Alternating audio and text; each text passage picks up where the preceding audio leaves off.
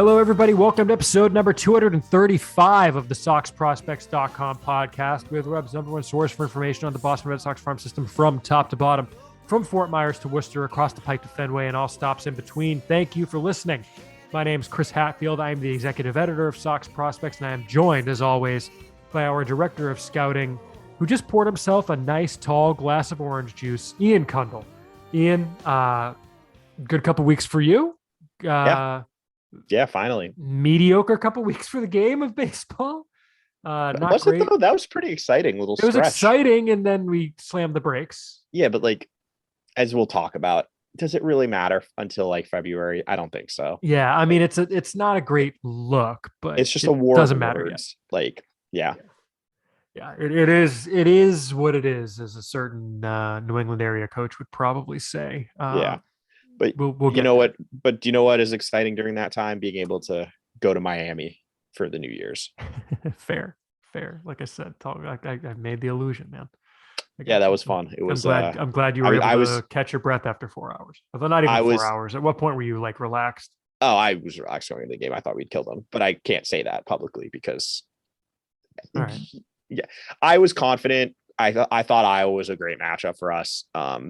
I was, if we played Wisconsin, I would have been more worried. I thought Wisconsin was a better team, but Iowa just doesn't have an offense. As if you watch the game, you would see their offense is terrible. And I knew we could shut them down and we would score enough. And, you know, two drives into the game, we were up like 14 and 3. And I was, do you think Jim Harbaugh was playing NFL blitz when he came up with the double pass move? I hope so, because that game was awesome. Yes, it was. And that play was awesome too. Like nothing like your freshman running back throwing a 70-yard dime to your wide receiver from Hawaii who runs like a 4.2. Yeah, so that was cousin.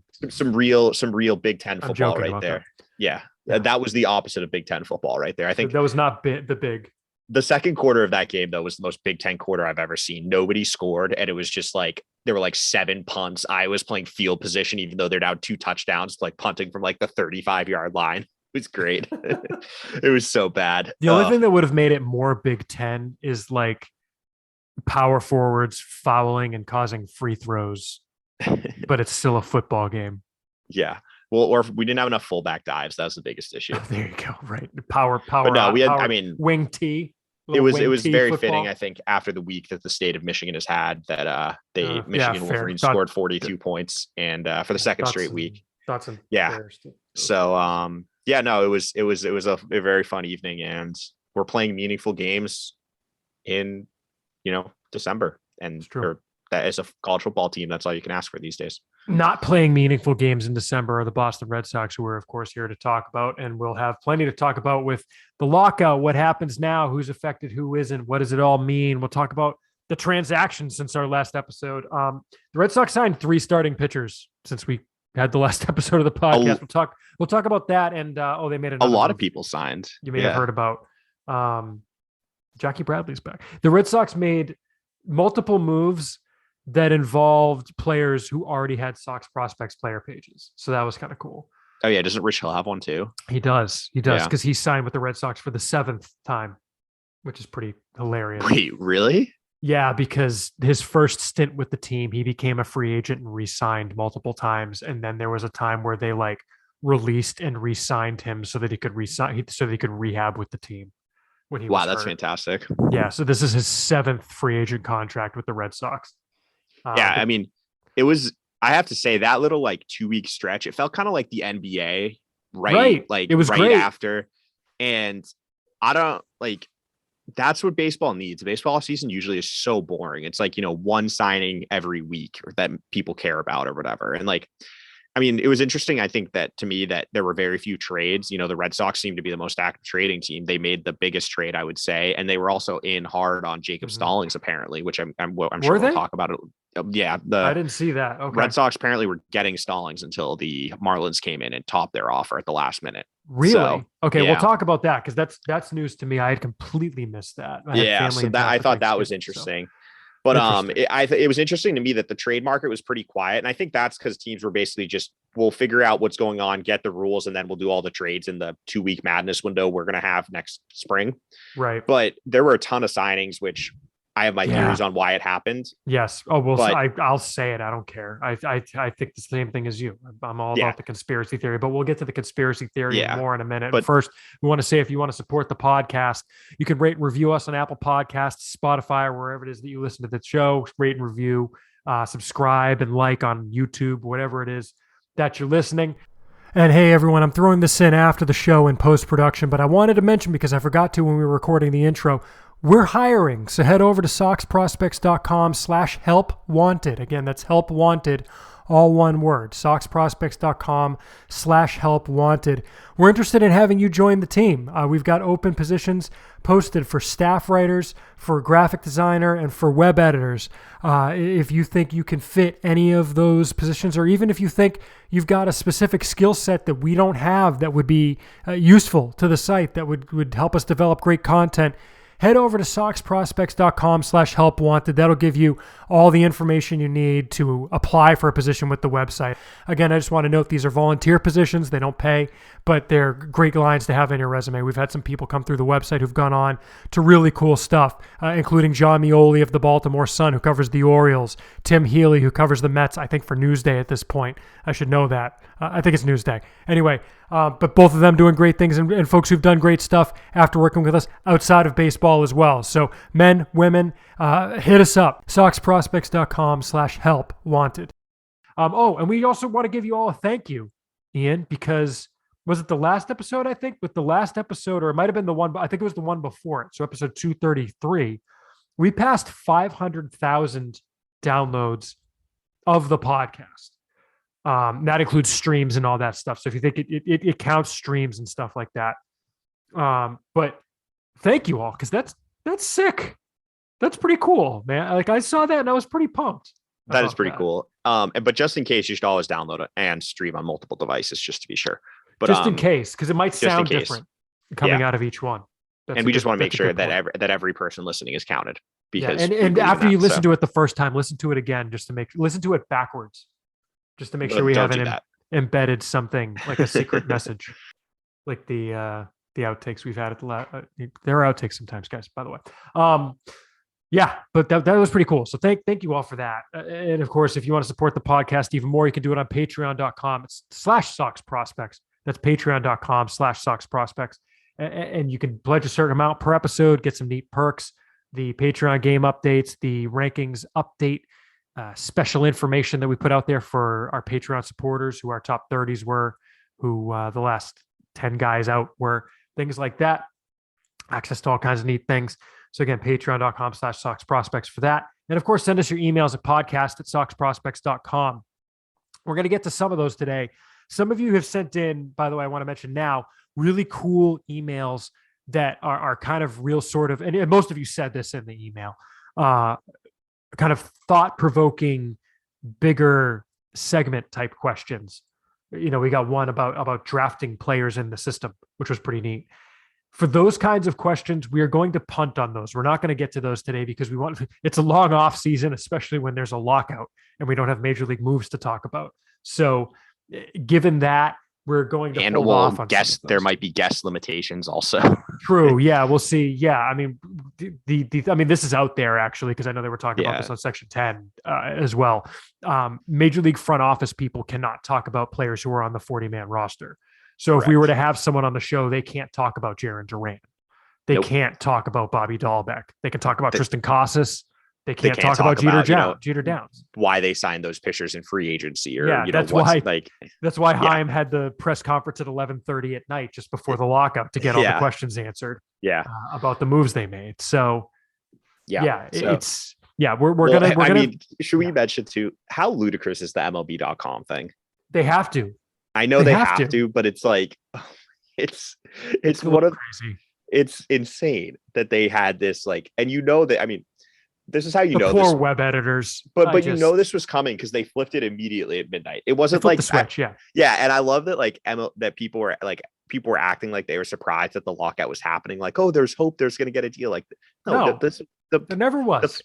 MLB has known this was coming for months. That's why they were very prepared for it when taking off all of the pictures and all the bio information and everything. this was inevitable, and it's going to be this way for a while. But Yeah, I thought that was perfect, though. It was the most like MLB thing. They just had the most exciting, like, week long stretch they've ever had in the offseason, straight into we can't even mention any of our players anymore. Well, it wasn't even that. Like the website thing, I get, it's fine. Although it's funny when you go on like the MLB app and you go to like the Red Sox page, it's all like the best of David Ortiz, the best of Jonathan Papelbon, and it's just like, and then you look at the news, and this is the thing I wanted to mention because this was the most Rob Manfred as commissioner MLB thing ever. Is the stupid letter, which is just the letter. Let's talk about that. Like. Just the most garbage. So look, and I say this especially from the point of view of an attorney, right?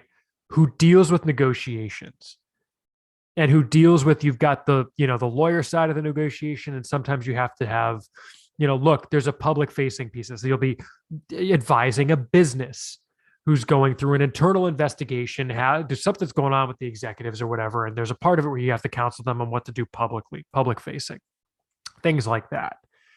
Man, this letter from Manfred was hot trash. Like, what are you doing, Rob?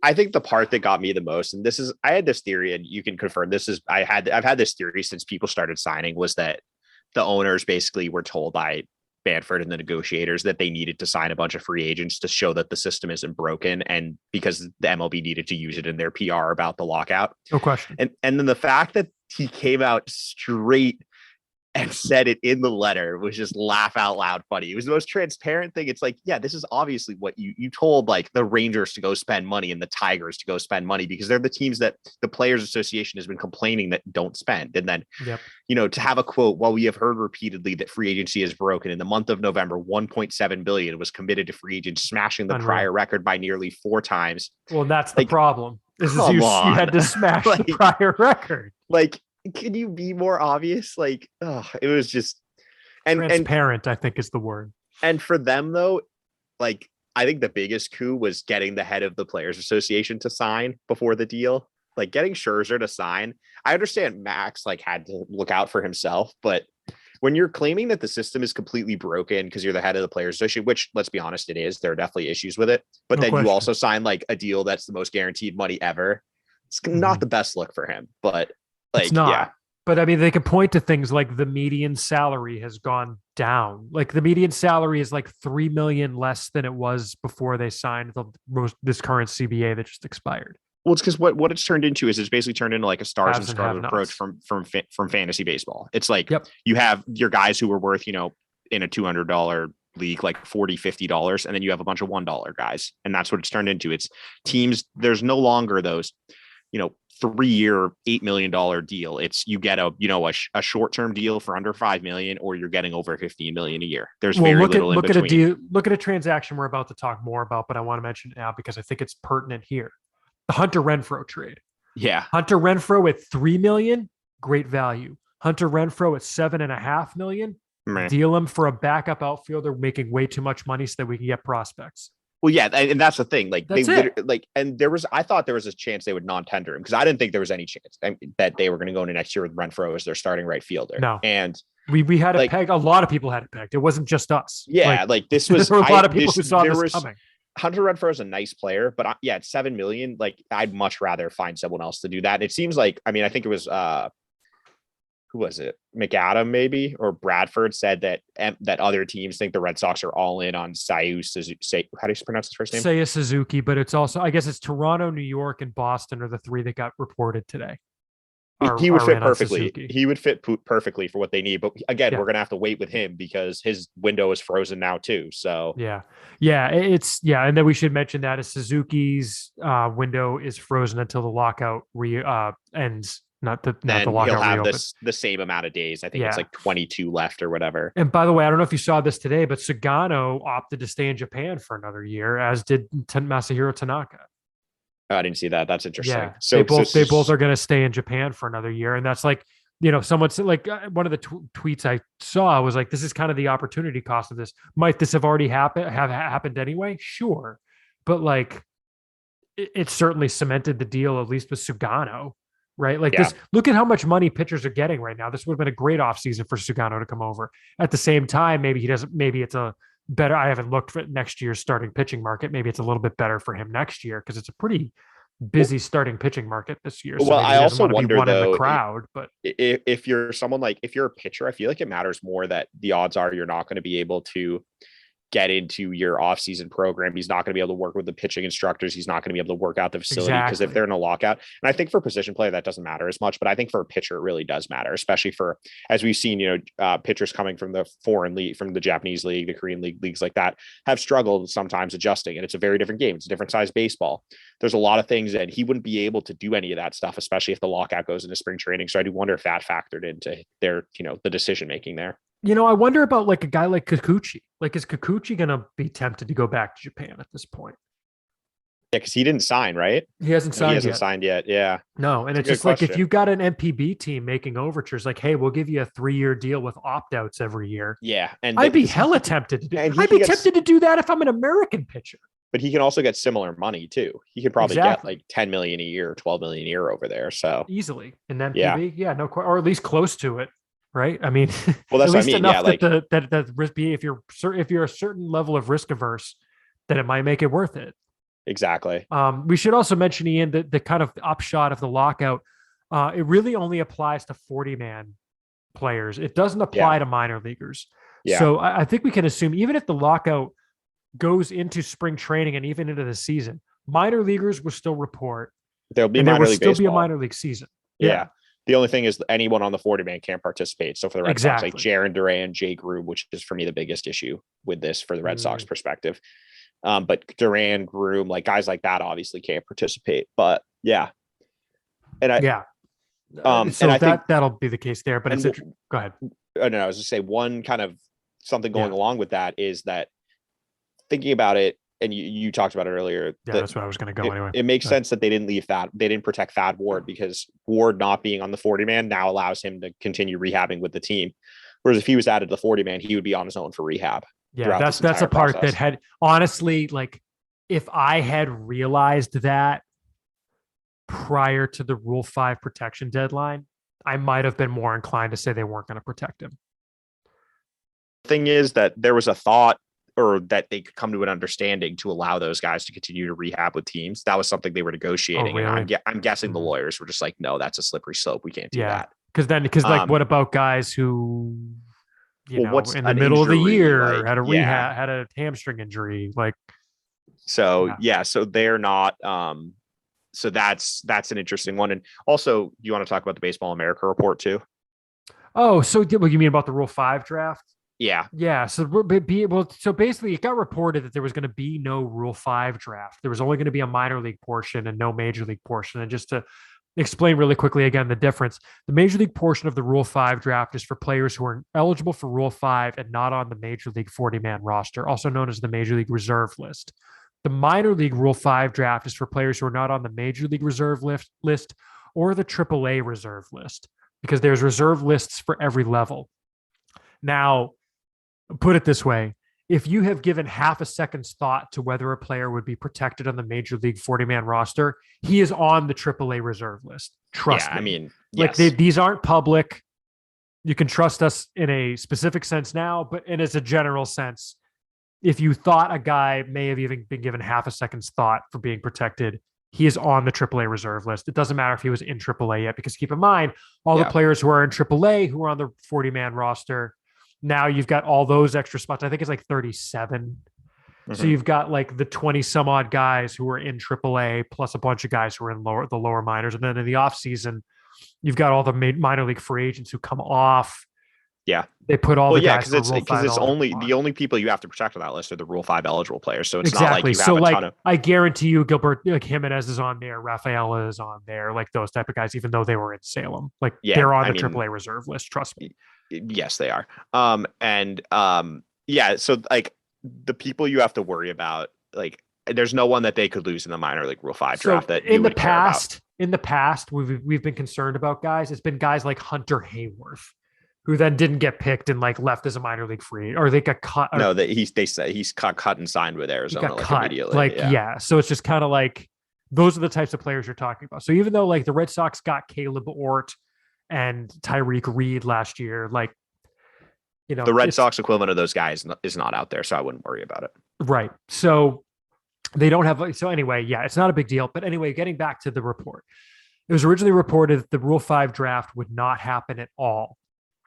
BA put a report out there about it. And to be fair, before that report, MLB Communications Twitter said it's canceled. The Major League Rule 5 draft was canceled.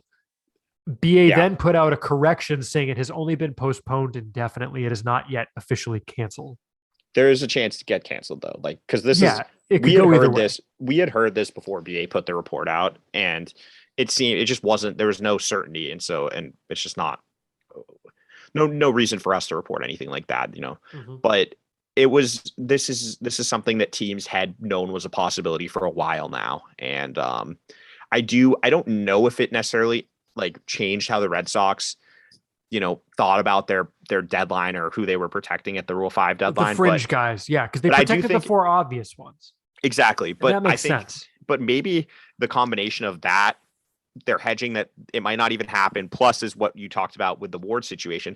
The other fringy guys were like Rafaela, Gilberto Jimenez, guys that need to be playing minor league baseball next year. Yep. And if they go into the, if for some reason the lockout does continue into the regular season, then those guys would be in no man's land, and that would hurt their development even further. So I do wonder if like the combinations of those things, maybe in a normal year, there's more like it's more of a decision, but I do wonder if that pushed it the other way with regards to not protecting players like that. And when you look at the players in like the AAA reliever category, the Feltmans, and not even the AAA relievers, the high minors pitcher category of like Feltman, Santos, who else were we looking at? Why can't I think of them? Feltman, Santos, and Zach Kelly. I thought there was one more maybe, but at any rate, with those players, it's another chip again, like hedging against protecting them, because it's a gamble to not protect them. And if you're adding a possibility that there's not even going to be a Rule 5 draft, that's more weight on the scale against protecting them, because the 4 guys that got protected, Jeter Downs, Josh Winkowski, who else was there, Ian? There's 2 more. Cutter Crawford and Brian Bayo. All 4 of those guys could easily contribute at the major league level next season. No question. Whether it's in the ball, like Downs is obviously a middle infielder. He was in AAA all of last year. So for him to contribute this year is not crazy. For the other 3, Crawford pitched in the majors this past year. Bayo, if you told me at mid-year he was the Red Sox best relief pitcher, I would not blink. Would you? No, it's definitely a possibility. I mean, I'm not saying I'm predicting it, but it's possible. No, I'm interested to see how they handle next year, because I think he could be dynamite out of the bullpen, but I also do think he's got a chance to start. And I think the odds are against it, but I'm saying like that's certainly a possible situation. Yeah. I'd be a little surprised at what led to that happening, but I also wouldn't be surprised about. I'd be surprised about what the heck happened that happened. Not the exactly. Fact that he was doing it. Why is a guy who started the year in AA our best reliever? Like, right. Like what got us to this point? Because we'll talk about it a little later. Like if you think that the Red Sox aren't adding relievers, that's mistaken. Like Bloom said they are. Yeah. Bloom said in his deadline press conference, like the thing is we want to add short relievers. Yeah. So anyway, should we talk about the Red Sox? Or that's probably a good transition. Well, we should briefly mention too, just on the topic of the lockout. Yeah, just don't worry about it until February 1st. Like the baseball world after the winter meetings in a normal year shuts down until the new year. There's very little that happens. Like for the most part, front offices close up shop, guys go on vacation, guys and gals go on vacation. And, everyone kind of reconvenes in the new year. And so just the only real difference between this year and a normal year like that is just there won't be a winter meetings. After that, it's going to be the same. It's going to be business as usual around baseball in terms of nothing happening.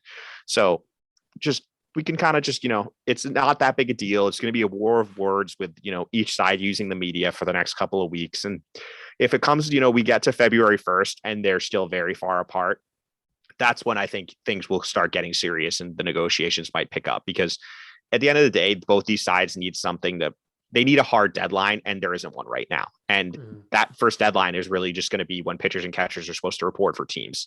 And so, until that starts coming up in the, on the horizon, I don't think we're going to see any movement. So I would just buckle up and just don't worry about it. Just, it is what it is, and it's going to get done, and it will probably get done sometime in February or early March. But let's just kind of, wait and see for now. Yeah. I mean, the thing that I worry about, really the one thing that I worry about is the fact that the owners are in a situation where they don't need anything. They're cool with the status quo. Yeah, that is the biggest thing is the things that the players have to give up are very small compared to what they want from the players owners. Exactly. Like there will be expanded playoffs. And the reason there will be expanded playoffs that's their biggest because that's the only thing the players have that they can give up to get. Well, they have one other thing. International draft is the other one. But they don't care but they don't care about that. No, but I'm saying that is something they could use. But yeah, the expanded playoffs is the only thing they really have. So yeah. So that's guaranteed to happen because for them to get anything in return, they need to. The only thing is, it's just how willing are they to eat into the season? That's the only point at which they start getting major concessions is when they threaten the season, and they're not even close to there yet. Because the owners, the one thing, and unfortunately, obviously, we had the pandemic shortened season, but for the players, that is giving them some sort of leverage because I'm not sure the owners want to stomach, a third season of a shorter regular season or with, partial fans. Cause obviously we had the shortened season with minimal fans. And then last season, the beginning, a lot of the teams had crowd restrictions for the first couple of months of the season. Right. Cause not everyone is in Texas. Exactly. So I'm not sure that's the other thing the players can use is I'm not sure the owners want to have a situation where, we miss the first 2 months of the season and play 100 game season. They really want that. That's true. Yeah, that's true. Well, and at the end of the day, I know this isn't going to matter, but I really wish it would. It's just what is best for the game when it comes to the owners. You're going to make your money either way. And if there's an actual lockout, you're just going to alienate fans. And it's just a horrible idea. So hopefully that'll kind of, cooler heads will prevail and they'll eventually come to a good meeting ground that's for the common good and for the best for baseball going forward. Because it had momentum after all that really fun free agency. And after the last season was a lot of fun. Put it this way, when the median salary is several $1 million less than it was in 18 or 16 that this prior CBA started, that's not a good thing. That doesn't mean the game is healthy, and that needs to get fixed. So hopefully they take steps to fix it. I don't think they're going to fix it in this negotiation, but hopefully we start on that path. Moving along, as we mentioned, a lot has happened. The Red Sox signed three starting pitchers. They made it's not a huge trade, but a trade with pretty significant implications. A lot's gone down. Let's start first, Ian, with the quick one. Michael Wacha, 1 year, $7 million. Rich Hill, 1 year, $5 million. James Paxton, extremely complicated contract. Which I could get into. I guess I can get into it now. I think we need to talk about them kind of in order because I do think the order makes sense. So Michael Wacha signed on the 27th of November, and it's probably worth backing up even to before that, Ian, where the Red Sox were in on Heaney. Yep. Right. We've heard that they were not nearly as innocent regard as some outlets reported. I've heard, that they weren't interested at all. And that got reported elsewhere as well. Yeah. As we said, I think we talked about it last episode. The Red Sox get linked with a lot of players because it's good for the player if the Red Sox are interested. And it's good for the Red Sox, frankly. Yeah, it is true. But they were, the guys that it seems like has been reported they were actually in on was Matz and Heaney, who signed. Yeah, Matz. Yeah, Matz was the other one. And we all saw what happened with the Matz signing. Well, the Matz signing, it was huge repercussions because it led to Steve Cohen getting put on tilt. And the Mets going nuts. Yeah. And signing the Mets have the highest projected payroll in baseball for next year now. Yeah. And they're not even done. No, they still need another infielder and some other stuff. So there's the Mets. But at any rate, Mats on the Mets would have been fun now that I think about it. But oh well. So the Red Sox on the 27th signed Michael Wacha for 1 year, $7 million, which I had to laugh I was surprised that I was just about to say it. I was stunned at how many people had takes about Michael Wacha that were very negative. Well, here's the thing: is I think everyone just comes from the perspective of the best players sign first, which is not how it works at all. Like sometimes you sign your depth starter before you sign your number 3. Right? Like sometimes that's just how it works because the guy's ready to sign at a price you want. And it seems clear to me, Ian, part of the reason for this is we're coming out of the Dave Dombrowski era where the way Dave Dombrowski approached roster building was, I need X, Y, and Z. I'm going to go get an X, a Y, and a Z. And I'm going to make a list of the X's, the Y's, and the Z's I could find. And I'm going to go to the first X on my list and go to their GM and say, what will it cost to acquire this player? And if I'm okay with it, I'm going to pay that cost. And then I'm going to go to the next one and so on, like the first Y, whatever, and so on and so forth. Whereas Chaim Bloom, to me, the way he approaches roster building, I almost like it. I hate to do this, but I somewhat liken it to how I've in the past approached like roster building in our fantasy baseball league that we're both in. I think Chaim Bloom has a value he puts on almost every player on the market and players on the trade market. And if he can get that player at that or lower, he goes and gets that player. I think it's kind of like what the Patriots have done for years. It's like the Bill Belichick thing. Great analogy. Bill Belichick, the way he operates his team is, I have a certain value for each position or, each player on the market and on my team. Yep. And if they want more than that, they're gone. We'll trade them. We won't extend them. Or same thing, if on the market, there's a player that we like, we'll either go out and get him in a trade or we'll sign him. And I think that's kind of, like if the Red Sox will sign, pretty much anyone, it seems, as long as if the money's right. Like the Paxton deal, for example, I think is a good example of that. It's a very interesting contract. It's a very complex contract. And it's kind of a gamble that you wouldn't see, a mid-market or a small market team make, but it also has a ton of upside and the price is right. If it doesn't work out, it's a 1-year risk. So I think that's like a good example of that. And as you said, that coming into the offseason, we knew that they needed starting pitching. And that's why people were kind of like, they just kind of assumed, I think, that Wacha was going to be the only one when they were always going to add at least 2 starters, and it turned out to be 3. Like they weren't. Yeah, you were right on that, by the way. I thought it was only going to be 2. I didn't see any chance they went into the season with Houck and Whitlock in the rotation, and they're not going to. They have 5 starters now, and those guys are going to be in the bullpen or they're going to be swingman depending on if someone. And now they have an actual a 7-man group that you can feel pretty comfortable with. And I understand some people will look at Wacha's numbers and like his StatCast data and be pretty upset about it and think about how bad he was against the Red Sox in the division series. But if you kind of look at his splits from the season, he made a noticeable change with his pitch mix in mid-August. And after that, when he got rid of his cutter, which was an atrocious pitch last year. And I think he even said it at his introductory press conference. Yeah, he said it wasn't good. But as soon as and then he replaced that with his curveball. And so he's throwing fastball, changeup, curveball. And from August 20th to the end of the season, in 39 and a third innings, he had a 3.20 ERA, 45 strikeouts, 7 walks. Opponents hit 193, 234, 331 against him. He's going to throw a ton of strikes regardless of it. He can get, misses out of the zone. And he's not going to be as good as he was to end the season, but if he's anything close to that, that's a steal at $7 million. Like he'll easily outpitch that.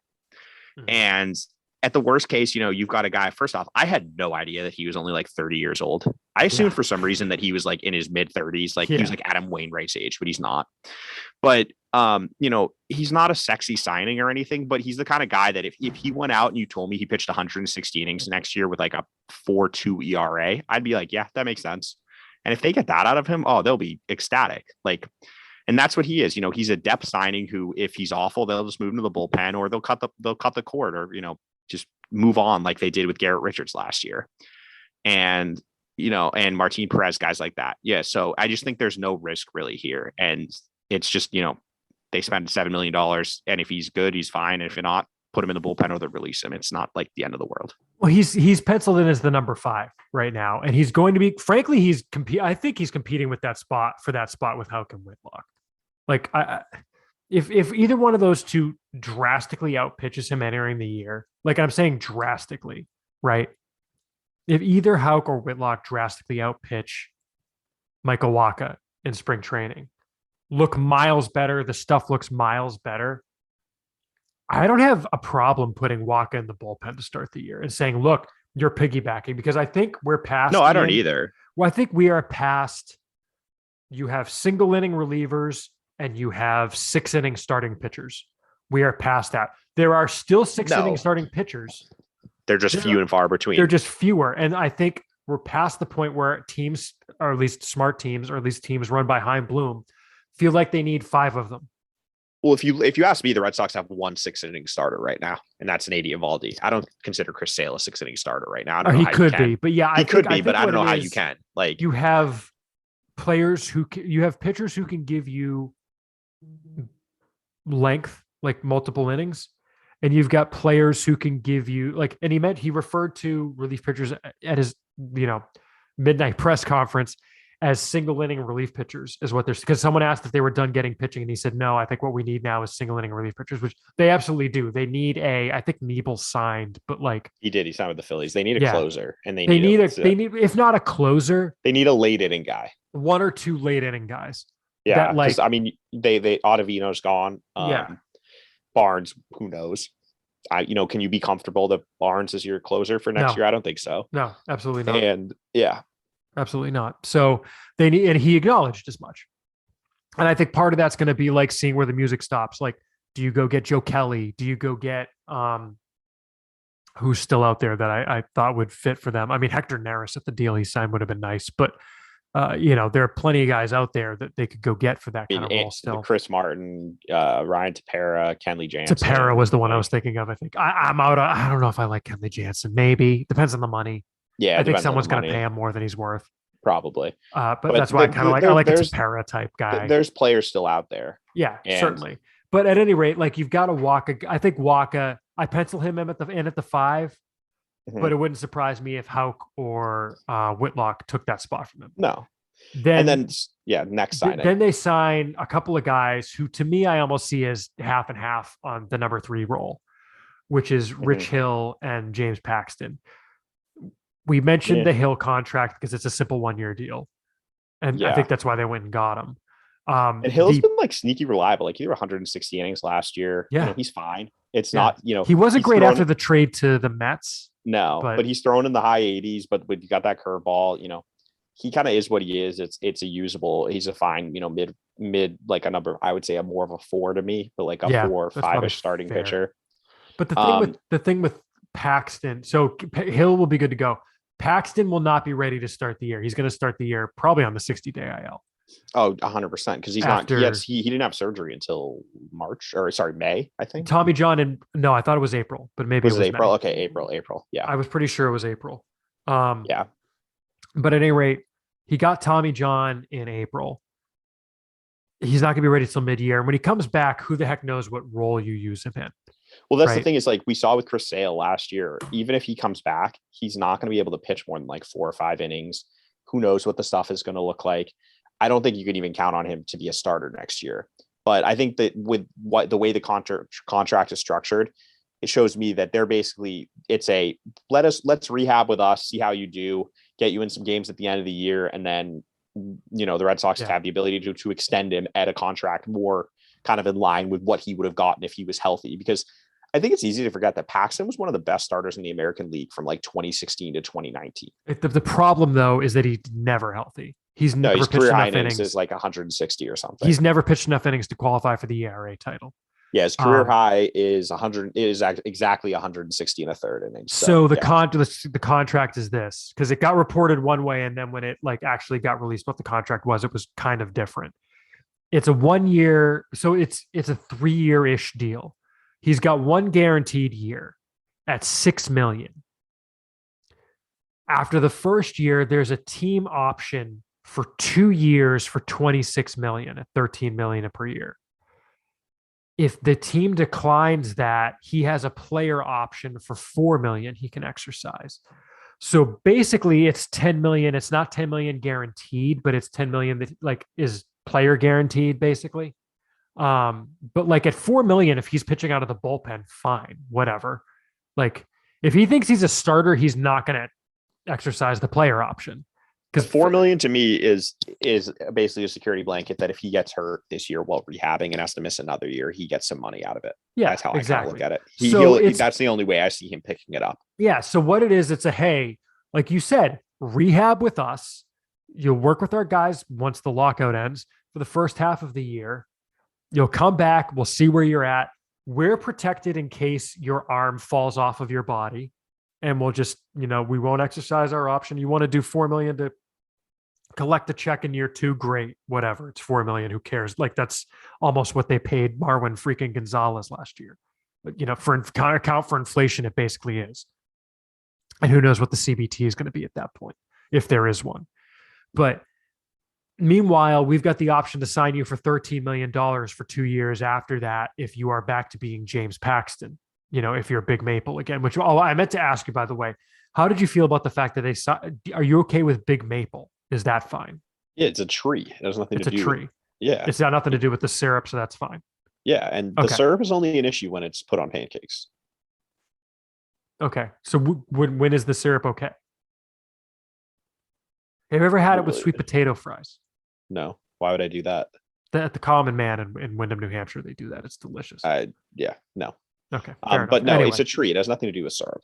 All right, whatever. Anyway, but it's a weird contract, but I like the structure personally. I don't know what I thought it was a unique, creative contract. I think it's good, and he's a guy that if he's healthy and pitching up to his potential, could be a legitimate like number 2, number 3 starter for the Red Sox. So I think it's a good deal. And but at the time, I remember when he said it, they needed another guy, and that's why you go out and get Rich Hill, because I didn't think there was any way they would go in with just the one guy. And that's why, I like what they did. And it's not the biggest names, it's not like they went out and got Max Scherzer, or they didn't get, Marcus Stroman or anyone like that, but they got 2 serviceable big league starters and a third guy who has more upside than the pair of them. And who would have, if Paxton's healthy, he's getting a deal closer in line with like Stroman and Erod than he is with what he ended up getting. So what they gave Paxton, now that I don't know why I didn't realize this until now, but it's just now that I'm looking at it. They basically gave him a 3-year, $39 million deal. Except 36, right? Well, just wait.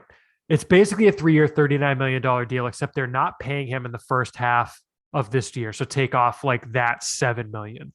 Right. Oh, I see what you're saying. Yeah. So take off they're basically not paying him for the first half of 2022 because he's not pitching, and they have an opt out after year 1 if the rehab goes poorly. Yeah, basically. That's how to think of it.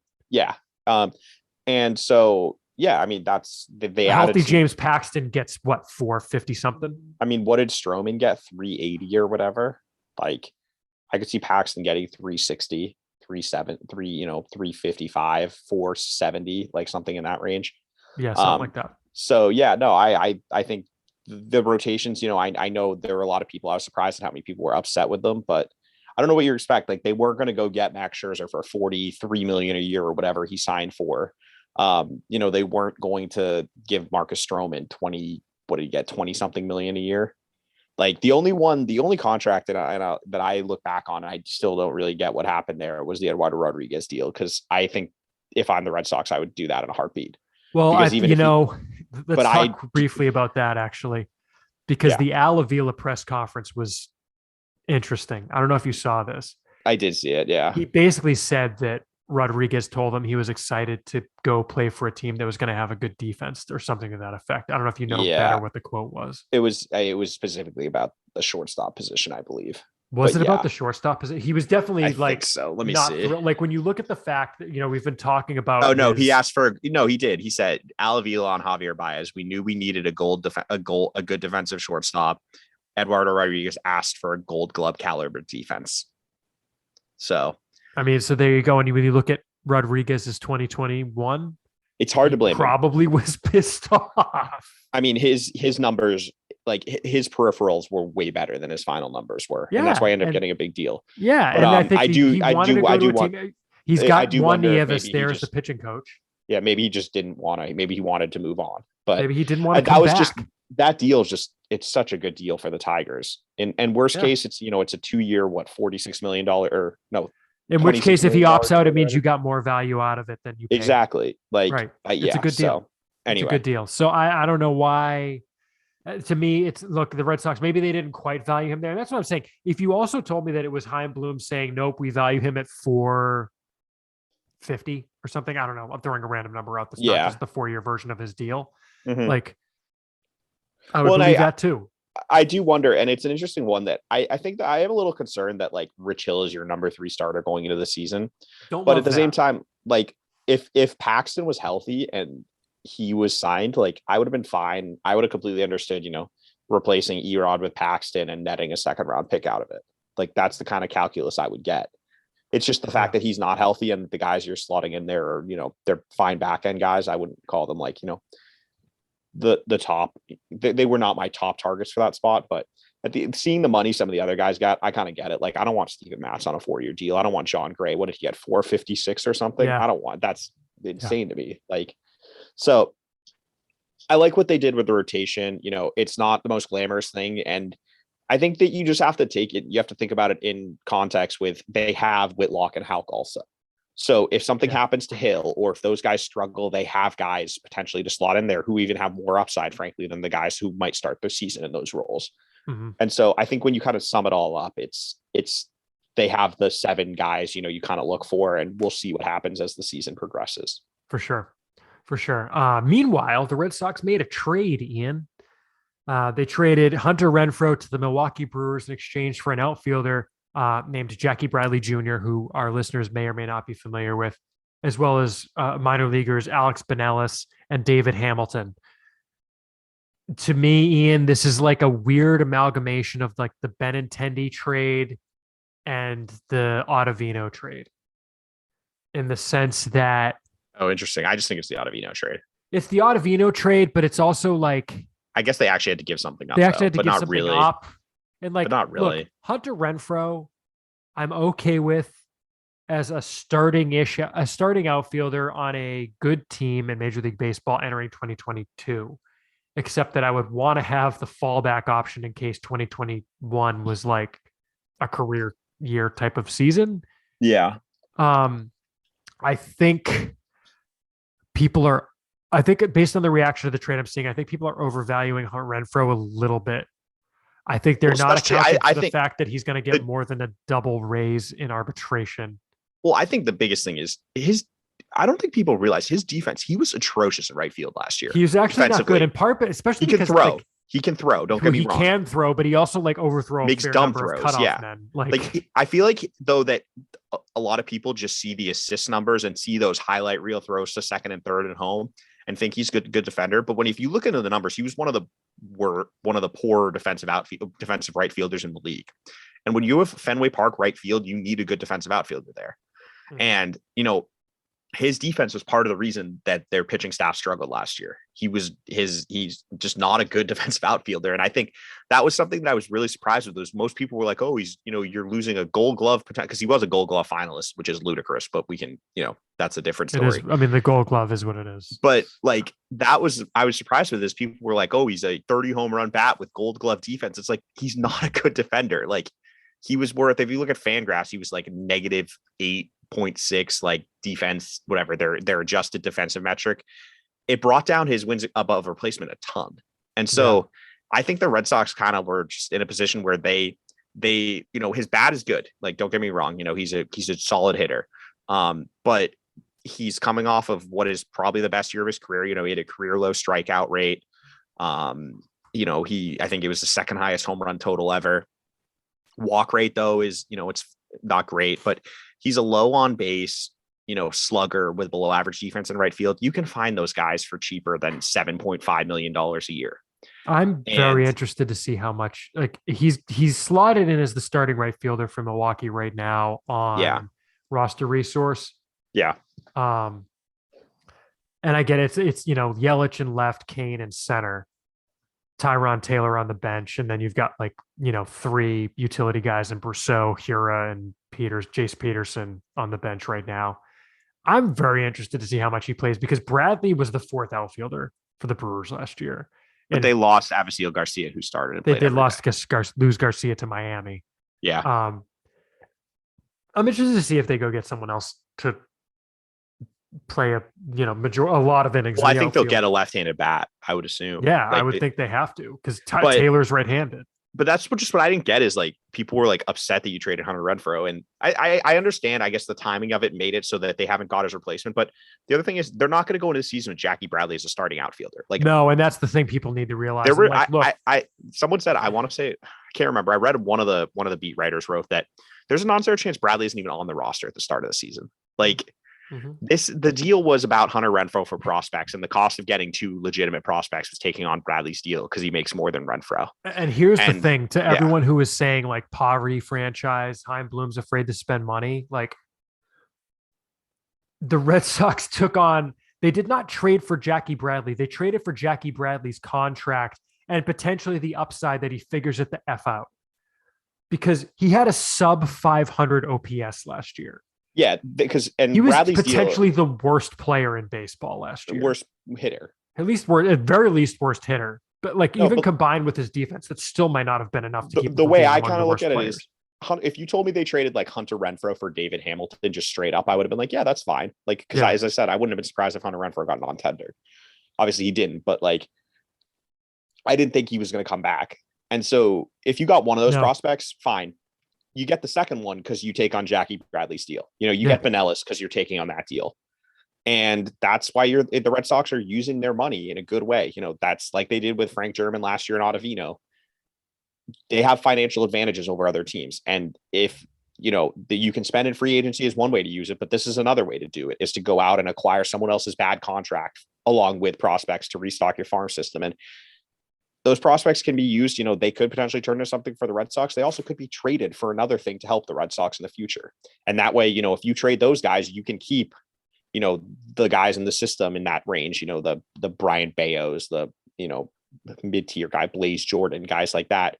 You could be trading those Pinellas and Hamilton for something else to help the team. Like, there's a lot of things you can do with that prospect currency, and just continuing to build depth at the cost of, major league players who you're not really sure are that big of a deal, or the cost of just money.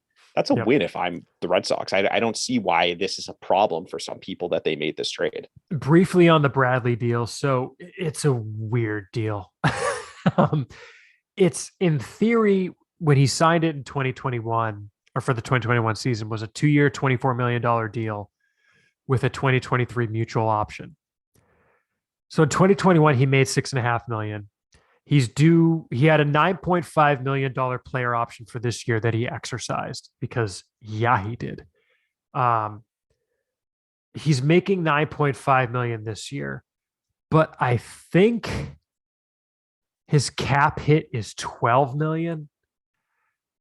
And for next year, he's got a $12 million mutual option with an $8 million buyout.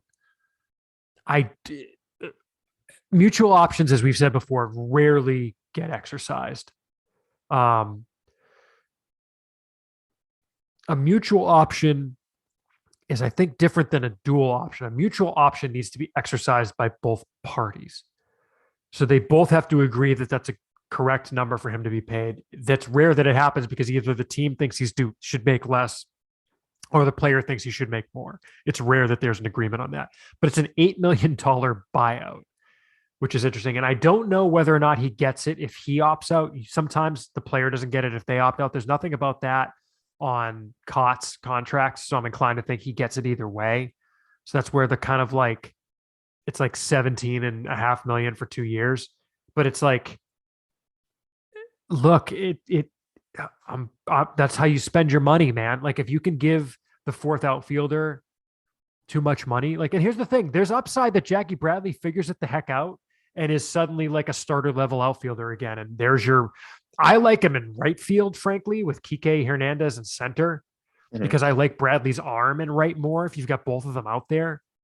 Well, and I think that I think Chaim Bloom said it at the press conference that, it's a rare thing when you can have two legitimate above average or better defensive center fielders on the same roster. Yeah. And regardless of how bad his offense was last year, he was excellent defensively for Milwaukee. And he still has that in his locker. And, and by the way, last year he did play all three outfield positions.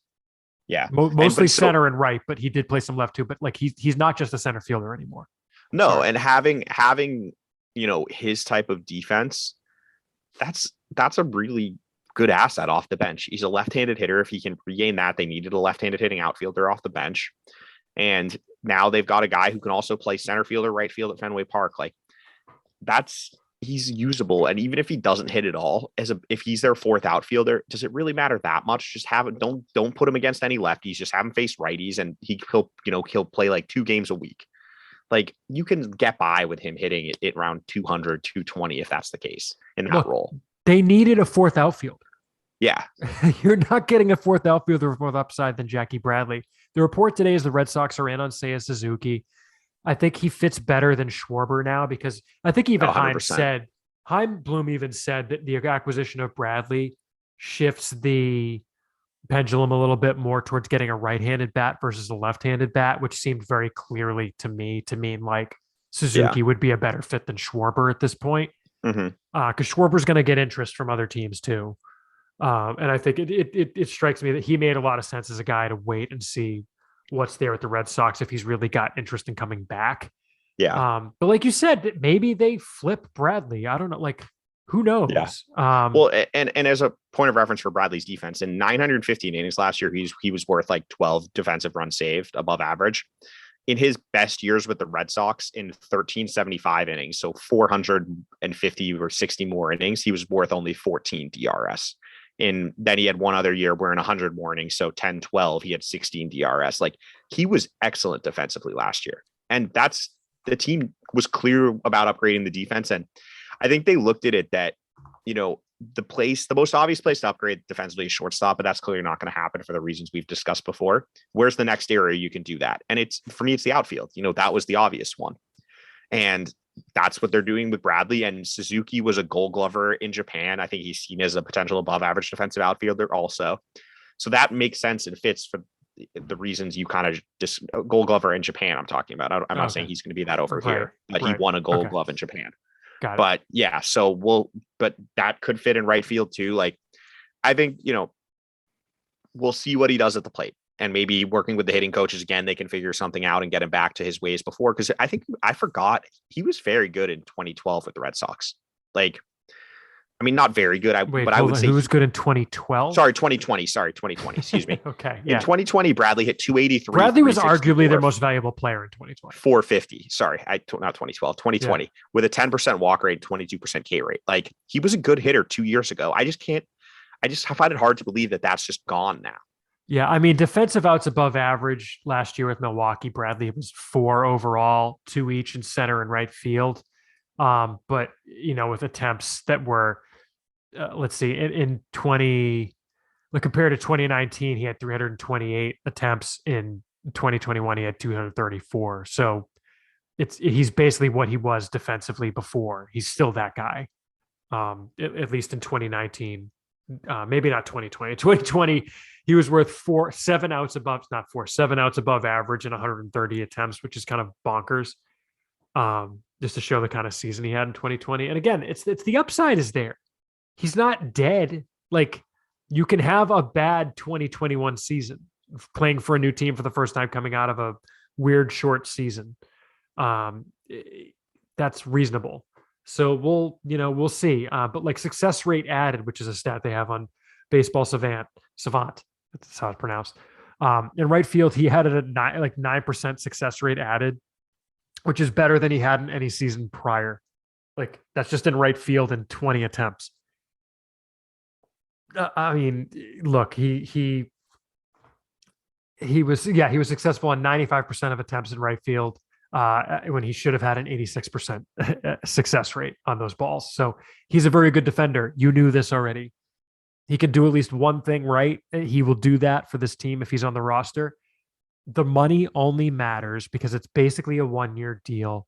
If they feel like the CBT is a hard cap and it keeps them from getting players they would otherwise have acquired. So that's 2 parts. A hard cap, they don't get guys they otherwise would have acquired. I've never gotten the sense from Chaim Bloom that he hasn't acquired players he would otherwise have acquired because of the CBT. Now, when it's close, they have opted to stay under the CBT under Chaim Bloom because going over by $1 million to get a guy who's marginally better might not be worth it. But it only winds up mattering if they enter the year with a giant hole on the roster, and it's because of the CBT. So let's let the roster get made. If they go over the CBT, then don't complain about Jackie Bradley's contract because it didn't matter when they built the roster. The end. Should we talk quickly about Benelis and Hamilton, Ian?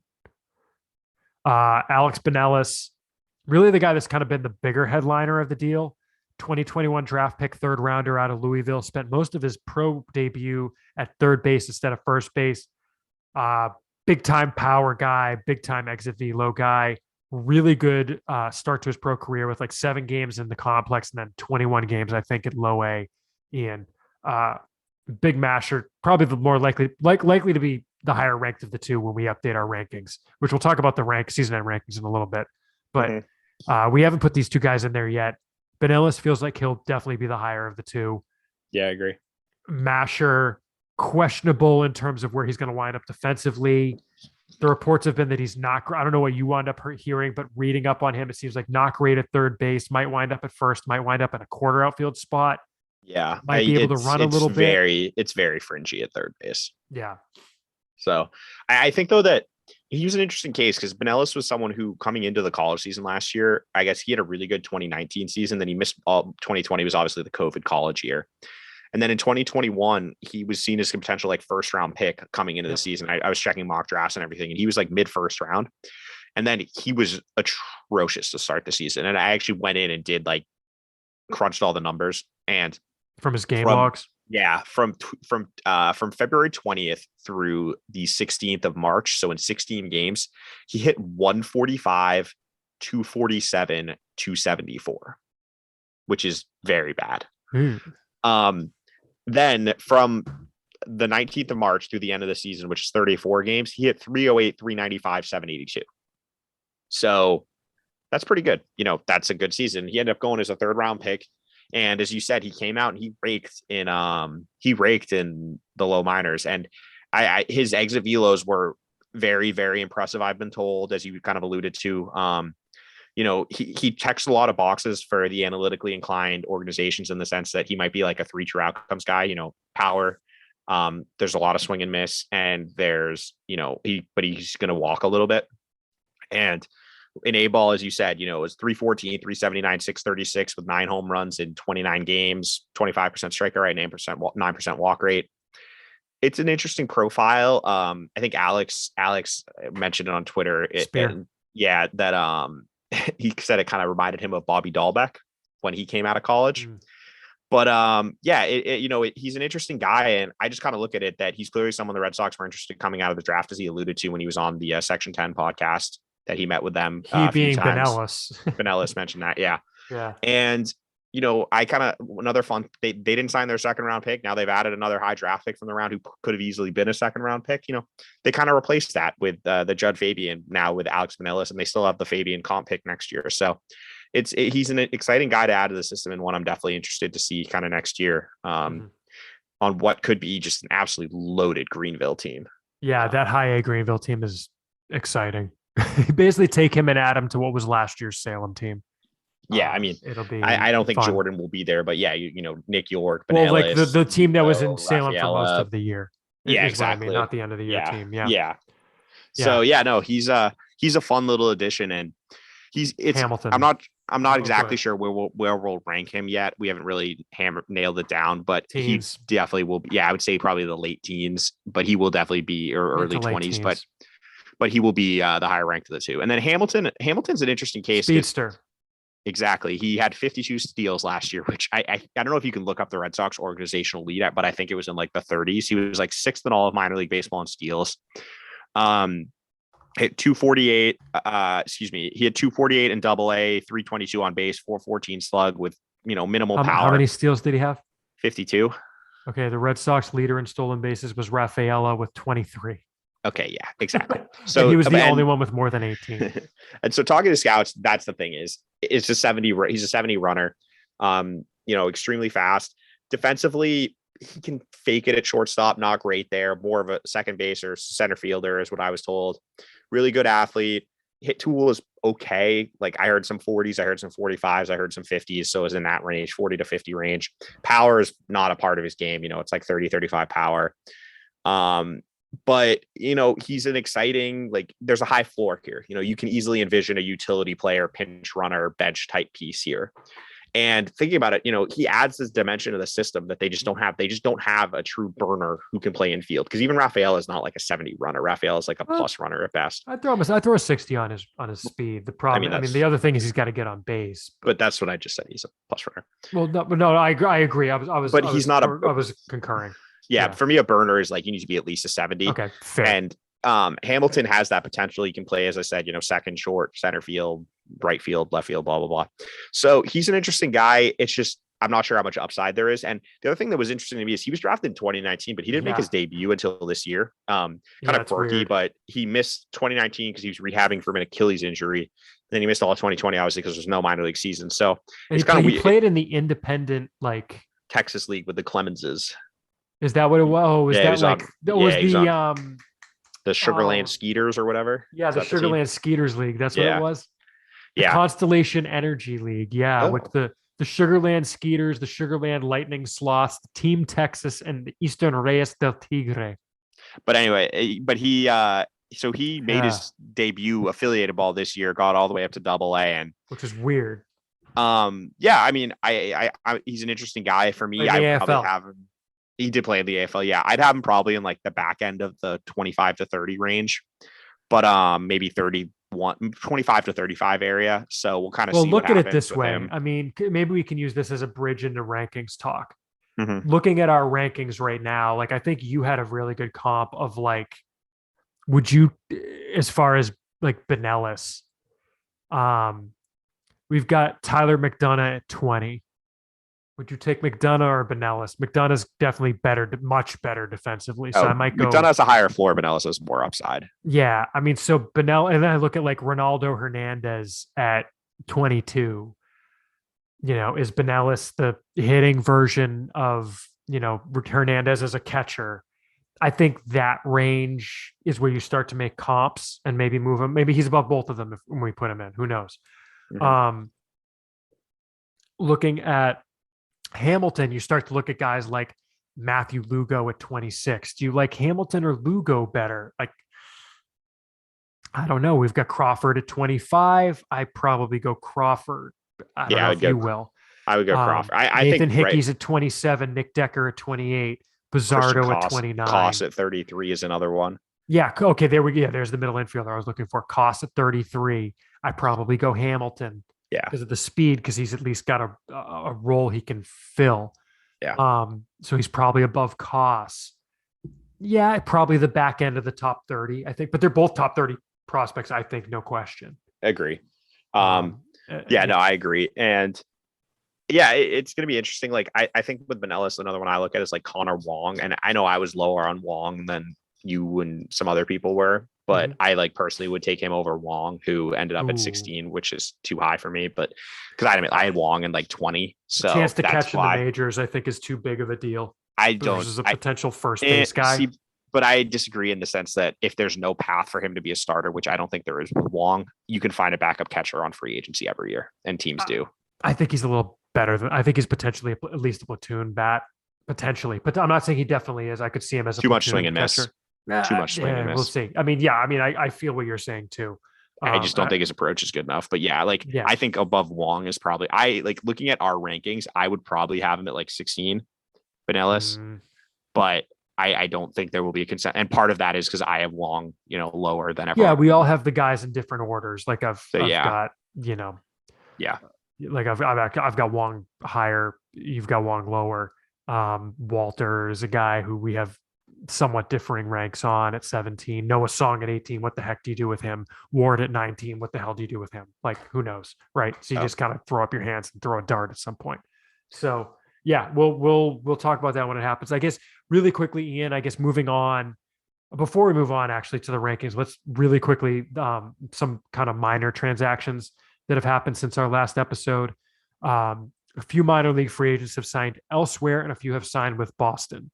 The Red Sox signed outfielder Kristen Stewart, and utility mostly outfielder this past year, but has played infield in the past. Rob Refsnyder to minor league deals. They also re-signed Michael Feliz to a minor league deal. You might remember Feliz from having a cup of coffee with the Red Sox, getting DFA'd and claimed by the Athletics, who then released him. He's re-signed on a minor league contract. I presume all three of those guys have non-roster invites to spring training. Ian Stewart feels to me like the Johan Miesis replacement. Refsnyder feels like the Jose Lopez replacement, and Feliz feels like the Michael Feliz replacement. You mean Jack Lopez? Jack Lopez. Why did I say Jose? Jose is the second baseman with the Royals, right, or something? That's Nicky Lopez, but there's a Jose Lopez somewhere, I swear. But anyway, yes, Jack Lopez. No, I mean, I don't think they're impact guys. Like I reached out to some scouts about Christian Stewart, and the reports were not very favorable in terms of him having an impact on the major league level, but it's fine. Like they need AAA depth. You need guys in those spots. So yeah, it's fine. Right. And then the Red Sox lost the following guys in minor league free agency. Denny Reyes signed with the Baltimore Orioles. Jose De Leon signed with Toronto, which was just weird to me. Basically, they just paid him to go to Florida and rehab for a month and a half, which is still strange, but whatever. The Red Sox non-tendered Tim Locastro at the non-tender deadline. And before people are like, why on earth did they claim him then? You non-tender a guy to get him off your 40-man roster without putting him through waivers again, there's a chance he re-signs on a minor league deal. So don't rule that out as potentially happening. So we'll see what happens with Locastro. But moving on, the Red Sox also lost Yaxel Rios to the White Sox on a minor league deal, Matt Kent to the Miami Marlins on a minor league deal, and Steven Gonsalves to the Chicago Cubs on a minor league deal, which sounds about right to me for some reason, for whatever reason he ended. But Gonsalves to Chicago in the NL seemed to make sense for some reason. So those five guys are gone. Happy trails to them. Moving on to the rankings really quick, Ian, because we didn't talk about the season end rankings. Honestly, not a whole lot of movement from our October rankings because there really wasn't a whole lot that happened. There was some AFL stuff, some fall winter league stuff, some Rule 5 protection stuff that didn't really wind up mattering a whole lot. The two moves that I really wanted to mention were Gilberto Jimenez starting to drop from 7 to 9 and Connor Siebold dropping from 8 to 11. Jimenez as a guy who kept getting brought up for potential protection on the 40-man roster. We talked about that plenty. But to me, I think it's just kind of really putting in perspective his season and where he was at. I don't know if you've got anything to add on Jimenez in terms of you actually wound up lowest on him after kind of being one of the higher guys on him for a lot of the year. Is your perspective on Jimenez at this point and why he's kind of fallen in your esteem a little bit? I mean, I have a lot of concerns. This year was not a good year for him in terms of his future prospects for the major league level. There's some stuff that I have a lot of questions that need to be answered. And until he shows me that he can be the guy that we saw, in Struction spring training a couple of years ago, until he shows me he can do that again for a consistent, amount of time in a regular season, I just don't see how I can be comfortable putting him in the top 10 or even the top 12 when there are other guys like, Josh Winkowski, who I think could be in the big leagues next year, Connor Siebold, who could be in the big leagues next year. Winkelman Gonzalez has legitimate, his upside is pretty substantial as a starting pitcher or a reliever. I don't think Jimenez has much upside unless he changes his entire approach to what he does at the plate. And I think his defense has regressed. So I don't think he's even on the same tier as the guys above him, frankly. He was kind of the start of a new tier for me. That's how it wound up with our internal voting, actually. There was a pretty clear top 8. But for me, he would have been the start of the next tier, not the one that he is on our rankings. That's my point, though. I would have him in, right. You know what I'm saying? Right, but I'm just saying, at least the way it worked out in a consensus level. I get what you're saying as a separate point, is that the way it worked is there was a pretty big gap between Jay Groom at 8 and Jimenez at 9. And that's, we had kind of basically, I think the same top. We had 7 guys who were in everyone's top 8. In everyone's top. 7 guys were in everyone's top 8. Sorry. And then Groom at 8 was in everyone's top 8, but James had him at 9 and Jimenez at 7, which he was kind of on an island with Jimenez at 7. But there's kind of really a clear top 8, I think, at this point. And then to me, I think then there's kind of like a tier-ish of the guys who are like 9 to, I don't know where you would put it in, 14, probably 14 I of think there's a Jimenez, tier Mata, of like Seabold. just pitchers with question marks. And then there's the next tier is like where you get into like Jimenez, Miguel Blaze, guys like that. Like Yeah. See, you upside have him hitters. on that tier. I Yeah. think he's on that Mata, Seabold, Gonzalez, Winkowski, Murphy tier, because the thing is, 2021 being such a weird year. And the point that I would make on both these guys we're going to talk about, Seabold and Jimenez, I think back to the way Mike used to do the rankings back in the old days of the site, where a guy would have a down arrow indicating in the next rankings update he was going to move down. For me, Jimenez and Seabold both have kind of that downward momentum right now of like, they could turn it around right quick next spring, but they could also like really continue to fall. See, for me, Jimenez is not going to be able to turn around quick. I need to see, because like he's done this before and shown it in spurts, but he's also shown that he can't, hold that changes in his swing. Well, what has he shown in spurts that you think? Like he's changed his swing like completely. Power? Like not in season. No, that's what I'm talking about. That's why you said if next spring he shows things, he could change. Sorry, by spring I don't mean spring training. Like I apologize. Oh, okay. I mean I thought you meant early in training. the season. No, I don't mean spring training. Because like, fair point. I've seen thank that. you for. I've seen that before. Yeah. Like I'm not falling. No, and that's a fair point. No, and thank you for allowing me to clarify, because that's a good point. I don't mean spring training. I mean like April, May. Like if he's hitting with authority and hitting legitimate, I'm going to need to see bases, like, I'm going to need to see like an extended regular season sample of him showing, that he is more than just a slap hitter at the plate, and that he is, giving significant kind of like that his defense regression is not what it's going to be, because the defense really backed up last year to the point where he was. I told you, I saw it. Yeah. And Jimenez, unfortunately, I didn't get to see him play because the week I was down there, he was just on the bench. He ran once. But yeah, just the reports were not good at all when I was kind of doing my off-season work on him. And I just really need to see him show that the player he was in Instructs, 2 years ago and in spring training is what he has. He is still in there, because I'm not sure it is. And I know there are baseball people who aren't sure it is. Put it this way. I could see Jimenez in our top 5 come like June. I could see him outside of the top 25 come June. Like neither one of those. Like I think that's like a super high end and super low end, but like because like I mean I like here's a good example. Like there are some legitimate concerns. He's like basically like Jason Rosario at the plate, and we saw what happened when Jason Rosario got to the high minors, got to AA. Yeah. So like that just his profile just doesn't play really anymore. And like we were talking about David Hamilton, for example, we were being critical of him. Like Jimenez showed no more power than Hamilton last year. You know what I mean? Like there's just a lot of the way his swing played last year was just a very big concern to me. And I know he hit 300, but it was who showed more power than whom? I was saying Hamilton had like more power last year. You said the opposite.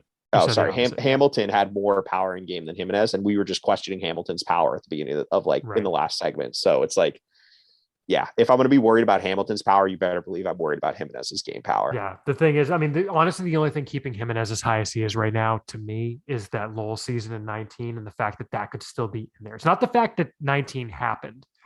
It's that, can he have that contact rate? He's shown the potential to hit for pop. He just completely abandoned that approach last year. Yeah. I mean, he was a singles hitter last year. Yeah. And a singles hitter who can't play center field anymore. That's not a recipe for success in this day and age. And then Seabold, a big part of that is just the lack of velocity in Arizona right now.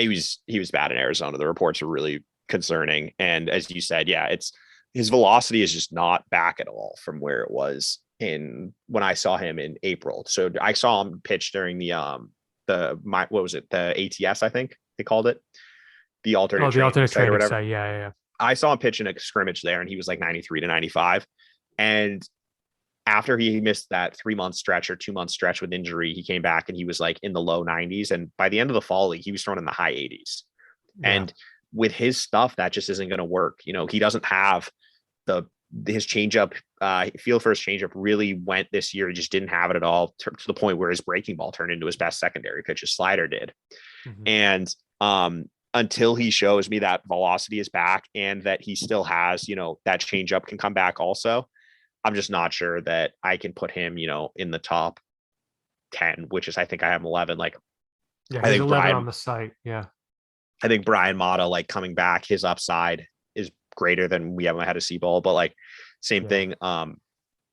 With Welcome and Gonzalez, like there's a ton of upside there. And then, Josh Winkowski, he's kind of like in that same tier. Winkowski, like all these guys have question marks, but they also have upside. And Seabold is in that same boat. I've got Seabold at 9 and I hate it. Like, whereas heading into this last year, I was higher than that because like what we saw at the ATS and then what I saw again in the, I guess the ATS times 2, 2020, and then last year with Blister, I was pretty comfortable that he could be like a back end starter, potentially as someone they could slot into the rotation this year. Whereas now, is he what? He would be 9th on the depth chart if they needed a starter. Oh, and that's the thing I wanted to mention with Seabold too, is because I'm seeing a lot of, they've got Houck and Whitlock and Seabold. Like, you need to take Seabold out not of a part of right that now, like because he needs I think Cutter Crawford is ahead of him if they need a starter next year. Probably. Like Crawford's pitched great in the Dominican this winter. It was really good. Like I would be more comfortable going to him unless Seabold comes out next spring and shows the kind of stuff that we know he has, but he needs to show he's healthy before I'm going to be. Which he could. It could easily happen, and easily, like we're talking, like that's a thing that in the spring I think could change, is like, because that's just pure stuff. Well, because the thing is exactly, because in the spring it's a lot easier. You can tell with pitchers, you're not going to get enough of a sample with hitters, especially with guys like Jimenez who are going to get sporadic at bats in major league games. Whereas like last year, Whitlock, for example, we had him 4 coming into the season. I mean, we were obviously by far the highest on him, and that was basically the reports coming out of spring training were insane, and they proved to be right. And that's the example where, you can learn things from spring training from pitchers like that. Did we have I thought we had Whitlock 4 after May. Yeah, because our initial rank, he was 16 coming out of Major League spring training. He was 4th in our season opening ranking, but that was after a month of the Major season League opening. Oh, whatever. All right, moving on, Ian, let's do some emails.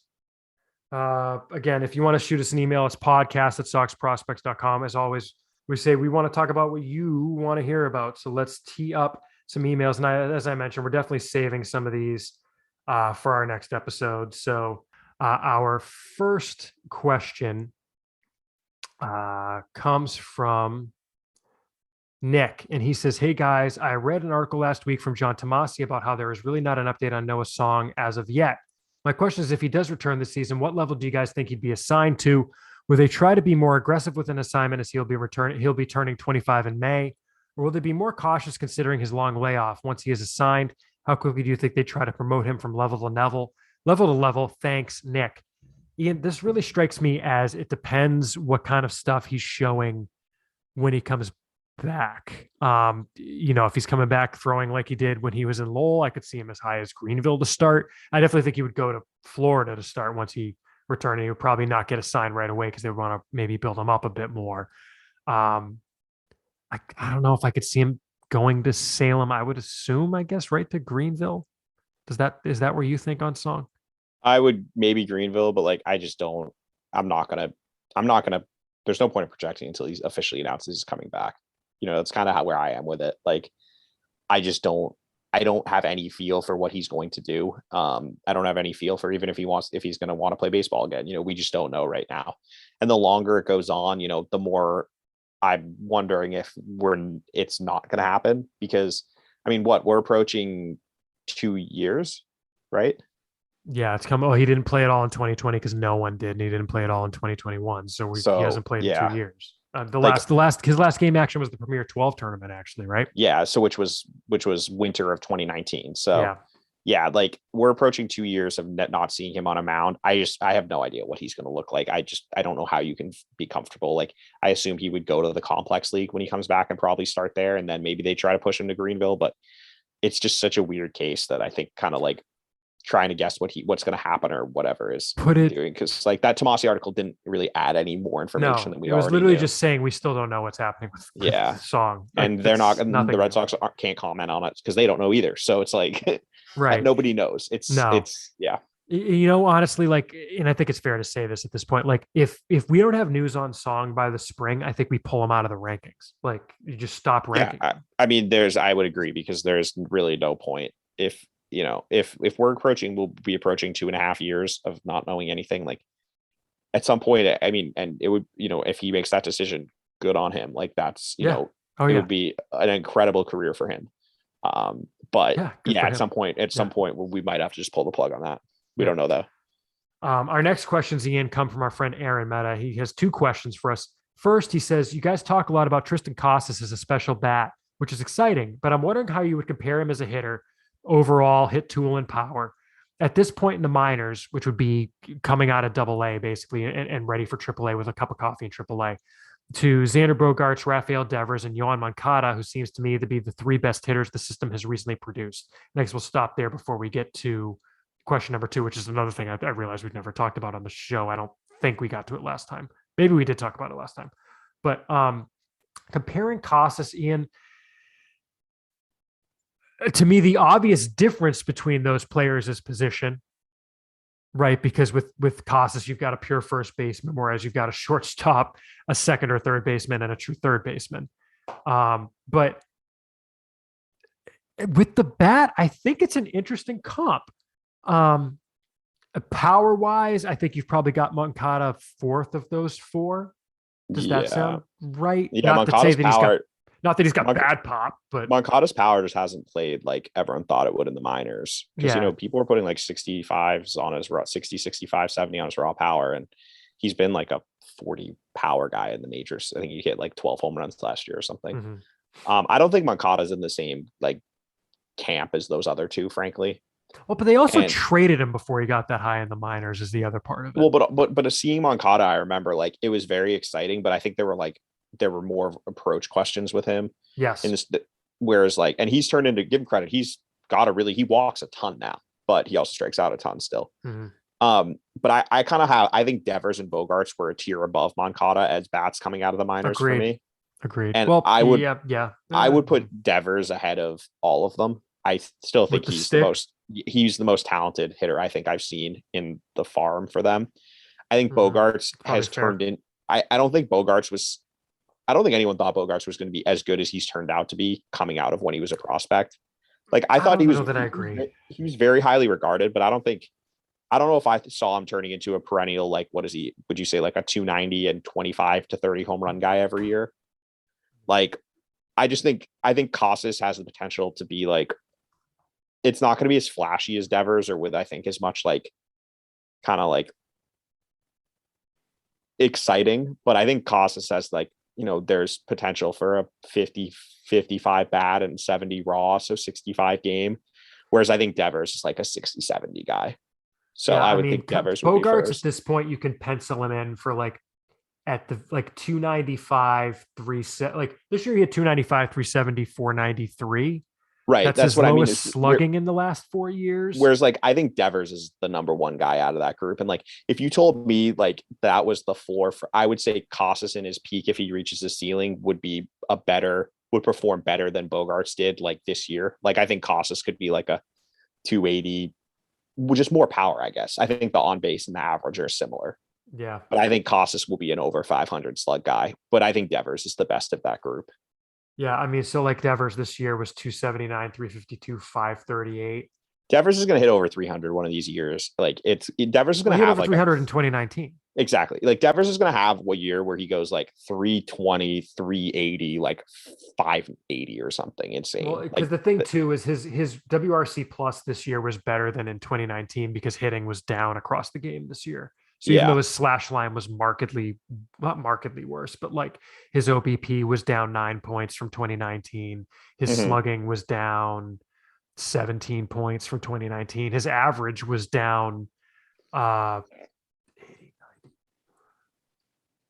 32 points from 2019. He actually had a higher WRC plus because the game like had adjusted downward. Yeah, I think Casas, as far as his stick, is probably somewhere between where we thought Bogaerts. Yeah, maybe it's roughly where we thought Bogaerts was. I think it's right around Bogaerts. I think it's right around Bogaerts. But I'm there with maybe more pop, more power, less hit. Yeah, yeah, I agree. I agree with that wholeheartedly. I think because I mean I guess Bogaerts has been an over 500 slug guy, but I think just in his peak, like Casas will be more consistent with his power output. But it could be. Bogaerts could be, yeah. Yeah. Well, that's what I said. If he reaches his ceiling in his peak, but and the on bases will be similar, but maybe it's a slightly lower average. Whereas, but I think Devers has the most upside of all of them, and I'm not sure it's that. Like Devers is a special hitter. Like it's close, but it's I think it's like a different tier.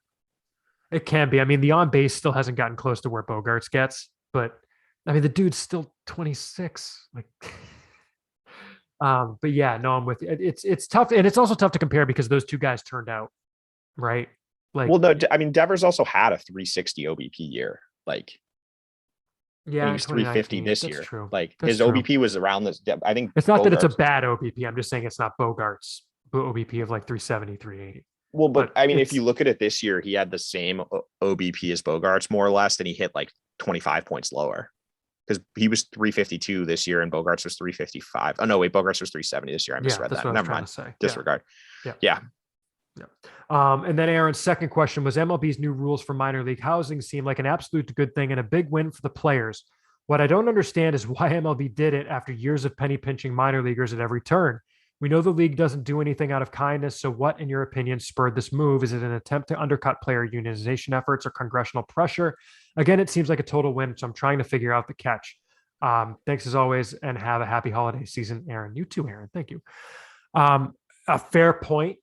Mm-hmm. I think part of it is part of what we got to earlier, where it's just like this issue of minor league pay and just compensation in a general sense is becoming a real black eye on baseball as more and more attention gets drawn to it. And I think they're trying to head off a full on, because some of the union players were starting to wear those blue wristbands during games for the, I forget what it's for, but it was basically support for minor leaguers. Yeah. Essentially.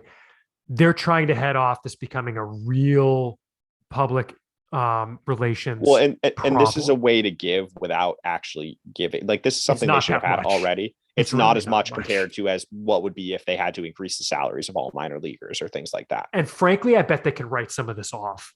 Probably. Well, and also this is something I know some teams have wanted. The problem is just not all the teams are on the same page when it comes to spending money like this. Like some owners don't want to spend money on things like this, whereas others would. But the problem is they had to put a united front up, and because it would be a competitive advantage if not. Yeah. And so that's why I think also that it's the group of owners who have been pushing things like this probably, they made those points kind of like what you were talking about. So it's not like there had been teams who have wanted to do this for a while. It just hasn't been feasible because everyone has to buy in. And the thing is like, I mean, think of it this way. Like this is a point that a couple of the Baseball America podcasts were making of, if you have a job that requires you to move on a whim, right? Like, hey, you're up and moving this week to go to a different place. Those employers don't typically require you to then go find your own housing. No, you get relocation benefits. Benefits, like they'll pay for your move, they'll pay for your housing. Like when you're in like I forget not the civil service, but when you're in it's not the Peace Corps, but when you're in the international kind of civil service for the U.S., they have places where they put you up. You live in their housing. Yeah. Well, it's also like if you look at like a lot of jobs have like location-based salary adjustments, and like minor league baseball obviously doesn't that. And like, if you're on a minor league team, I think the best example was like if you're on like the Brooklyn Mets, or like you're screwed. Like unless you got a bonus or you come from money, you can't afford housing in like New York. Do they put them up though? They really don't put them up. I don't think so. Right? But like, well, no, but they will be now is my point. Whereas like, but the problem, my point was just though that like that some affiliates had it built in and like, or the team had the advantage. Cause like if your affiliates are in like Boise, Idaho, the cost of living there is going to be significantly lower than, except they're not adjusting for salary. Whereas, most jobs that people work, if you're doing the same job in Boise for the same company, your salary is going to be different than if you're doing it in Boston. Right. But the other problem that guys would run into is you sign a 1-year lease. Oh, yeah. Or even and then a 6-month lease in Salem. Yeah. And then you get called up to Greenville. Guess what? That landlord's not letting you out of your lease. Oh, no, not their heart. Well, that's why, I mean, I know what usually unless you get someone to assume the lease. Well, that's what they would do is they would try to get like, you'd get the person who's moving, coming up the level to take your lease. But I mean, I know that didn't always happen with like even some affiliates, like the situation was atrocious. Like, I'm not gonna say which affiliate, but there was a Red Sox affiliate where I know guys were like 6 to an apartment in the past, not last year, not last year recently, but like a couple of years ago, that was a thing where there would be like 6 or 7 guys in one, 2-bedroom apartment. That's common throughout the minors too. Yeah. Oh no, that's my point though, is like it happens. Yeah. And like, I know like the Red Sox were pretty good with some of their things. Like Lowell had dorms, which was a nice setup for the players, at least. And I mean, it's living in a college dorm kind of sucks, but at the same time, at least they had like something locked in that they could move in and out of and not worry about it. Like Portland did host families, but like, yeah, like, and there were affiliates. Yeah. As you said, throughout the minors where guys were, 6'7" to a thing, sleeping on a mat. And at some point it becomes just like the same thing with the minor league, like nutrition. It just becomes like, you're investing so much in these players. Why are you not giving them every chance to succeed? Yeah. Like, why would you not want them to be in a good housing situation? Why, do you really want your star, pitching prospect sleeping on an air mattress on the floor of like a small 2-bedroom apartment with 6 other teammates? Like, how is that good for his development? And that's something I think that it finally, like with the kind of, the increased, kind of the visibility of minor league baseball and, the conditions they face that. And it's the same thing with why in like the last, they changed like the bus rules for travel for minor leaguers. Like they used to do insane things. Like I thought I had it bad driving 2 hours back from Portland. Imagine having to play a night game in Portland and then you have to drive to Akron, Ohio for a game the next night. Like things like that are just like, there's no way you can play your best when you're sleeping on like, one of those buses. Like, and before anyone responds with, poor, babies at age 22 playing baseball as their career. First of all, piss off, but like really like I like baseball. I want Major League Baseball to do things to incentivize athletes to play baseball. You know what I mean? Like that is the thing. And that's one of the, it's an investment. It's silly. And that's one of the things, if you're looking at all the other sports, I'm not counting hockey in this because there's very little, I think, baseball, hockey, 2-sport guys in terms of draft years. Ryan Fitzgerald notwithstanding. But yeah, sure. But you're talking about, baseball's losing guys to basketball and football. Those sports, when you get drafted, you're going straight to the pros or the G League, which is to the Major League League, basically. Yes. Yeah. Whereas like baseball, you're spending 4 years in the minors before you even get a paycheck. And I think the thing that you got to remember is if you look at the rosters, I'm just going to take our projected Portland roster for next year. How many guys do you think got a bonus of over $150,000 on the current Portland or on our projected 150? Yeah. Because what do you think is a good number? Because like for this exercise, do you see where I'm going with this? To basically like the majority of players. I'm curious what the number is. So I'm going to guess 150 seems low to me, even like knowing this stuff. And I'm going to guess like out about what projected, like what do we project? Probably. 28. So it's a 28. And I'm not counting the inactive guys. So just like the active roster. But do we actually, I presume we project like 29 because usually we build in an injured guy. Yes, it looks like that. Yeah. Yeah. So I'm going to guess 7. Got 150. And I'm only that low because you're asking me. I'm counting right now. Well, let me look at it right now. It's more than that. It's actually, it's more? Like not, it's 8. Okay. No, yeah. I mean, 9. that's a rough. I mean, it's 9. I forgot Potts. Yeah. It's like 9. It's an order of magnitude. That's about the same. Yeah. But the point is, so you're talking 33% of the roster. So it's not like that. I think a lot of people forget that the majority of the players on a minor league roster don't have a fat bonus to live off of. Like there are guys who do, don't get me wrong. And I've been in the player parking lots and seen some of the cars they drive. Some of them have sick cars. Yoel Moncada's was the best I've ever seen. Right. Custom logos. He also got like awesome. He had like it was the coolest. He had the logo of the car replaced with his logo. It was so sweet. But I mean, think about the fact that the best prospect on the roster is probably going to be Brian Bayo, right? Yeah, he signed for $28K. Yeah, exactly. It's like you're talking about the majority of players on every roster. And that was in 2017. Yeah, but the majority, and it's not like he gets that bonus every year. That's a one-time thing. He's living. That's the only substantial money he's gotten in his career so far. And obviously in terms of that, maybe there's, he does some like promotional stuff or gets some money from other sources like that. But like, that's the chunk. Like it was a rough situation. Having those guys have to pay for like $28K, that's like an apartment in like a major city these days for the year, like a 1-bed, like you can't, like, it's just, it was ludicrous that it wasn't a thing before, and I'm glad it is now. And hopefully, like, it's the beginning of kind of the changing of the guard in terms of how minor leaguers. It's the first step. It's really it's the first step. That's my point. Is like it needs to keep going from here. This shouldn't be the only thing that gets done. Our next question, Ian, comes from Brian. He says, "Hey guys, I'm wondering what a Jeff McNeil deal would look like from a prospect/fit perspective. He's 29, had a fight with the franchise player in Lindor, and is coming off of a down season. However, his analytics are not too far off from his good seasons, especially defensively. It would solve some positional flexibility questions. Lefty bat playing multiple positions. He obviously said this before the Bradley trade, and not making a lot of money. Seems like a perfect buy low candidate for Bloom & Co. What are your thoughts?" Ian, my thought is after the Bradley trade, there's no fit. I mean, no, I disagree. Like, he could be the everyday second baseman. Yeah, I don't. After the year he had, though, I don't. As a Jeff McNeil fantasy owner this past year. But I mean, I get the fit. He doesn't really seem to have a place to play with the Mets anymore. If they can get him for, like, I wouldn't give up a lot, but if you can get him as a buy low, sure. Like, I would be. I'm not thrilled about going into the season. 3 years of service time. I didn't realize that. I'm not like Christian Arroyo is your everyday second baseman is not something I think the Red Sox are wedded to, or nor should they be. Oh no, so, definitely not. But the thing is, I mean, this past year he had a 93 WRC plus after a 251, 319, 360 line. Oh no, he wasn't good this year. But I'm saying that I would if the price is right. Like, I mean, I wouldn't give up any like of the top 10 prospects for him. But if you told me that you could get Jeff McNeil for like Chris Murphy, yeah, I would do that. Like, sure. Yeah, that's fair. Yeah, I mean, looking at the rankings, yeah, I would do Murphy. I would do like a 1-for-1. Like, I mean, so consider Aldo Ramirez got them half a season of Schwarber. Right. We're talking three seasons of McNeil, all 3 ARB seasons for McNeil. Like, I would trade Gilberto for him. I would trade, Winkowski, yeah, like, one up. I would do that. Yeah. Like, probably the cutoff for me would be like left-handed hitting second baseman.